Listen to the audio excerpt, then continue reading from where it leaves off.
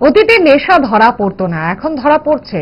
কড়া নজরদারি আছে বলেই পার পাচ্ছে না কারবারিরা। এটাকে তো বাহবা জানানো উচিত। রেল যোগে রাজ্যে নেশা প্রবেশের রমরমা নিয়ে সংবাদ মাধ্যমে প্রশ্নের জবাবে কি বলেছেন মুখ্যমন্ত্রী, দেখুন।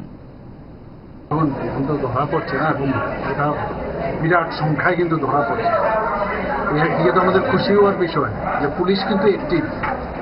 এবং আপনারা দেখেছেন অনেক সময় অনেকে জিজ্ঞেস করে যে কিংপিনকে কেন ধরা হয়, বলে না অনেক সময়। আর এই বাইরের থেকে ধরে নিয়ে আসা হয়েছে, একজন ধরা হচ্ছে যেখানে অনেক জায়গায় আছে, তো দেখতে হবে না কোন জায়গায়। আইনটাকে তো সামনে রেখে যাই কাউকে খালি আমরা ইমাজিন করে ধরে নেব, সেটা তো সম্ভব নয়। এবং মাননীয় গৃহমন্ত্রীজি বারবার বলছেন যে জিরো টলারেন্স, আমরা তো সেভাবে করছি। খুশি হওয়ার বিষয়, আগে তো ধরাই পড়তো না।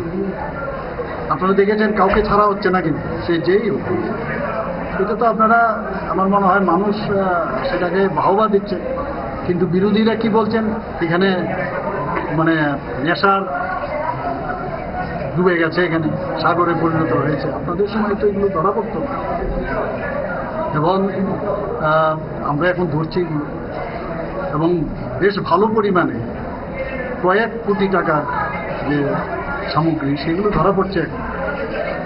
তো ন্যাচারালি যখন ধরা পড়বে, যারা ব্যবসাটা করছে তারাও তো দেখবে যে এইভাবে যদি ধরা পড়ে তাহলে তো লাভটার হচ্ছে না, এবং ধ্বংস করা হচ্ছে প্রচুর পরিমাণে। স্যার, অভিযান চলছে, মাদক ধরা পড়ছে, কিন্তু মাদকের সঙ্গে যারা জড়িত মূল সূত্র এনডিপিএস এর কেসে এখন কতগুলো লোক ধরা পড়ছে।